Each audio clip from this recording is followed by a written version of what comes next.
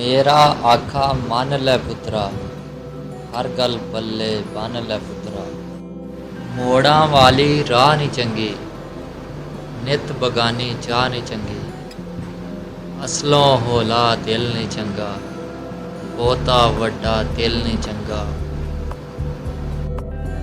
रुखां थल्ले मच नहीं चंगा, ढेर फसादी सच नहीं चंगा। अखां नेड़े अग नहीं चंगी, सिर तो भारी पग नहीं चंगी। बहुती खिलरी वल नहीं चंगी, कंडों ओले गल नहीं चंगी।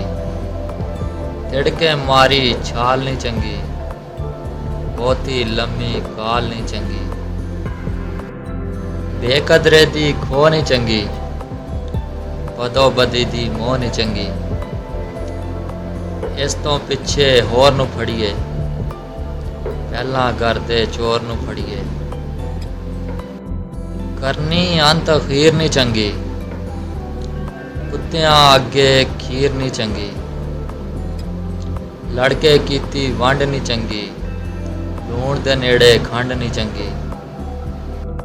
मंगवी सोच ते चुक नहीं चंगी, सुट के चटनी थुक नहीं चंगी।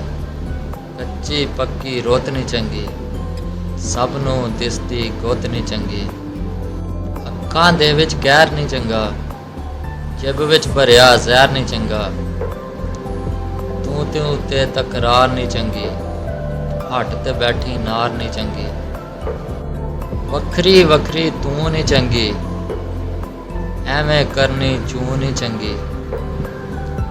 जेठ हाड़ दी धुप नहीं चंगी, मौतां वर्गी चुप नहीं चंगी।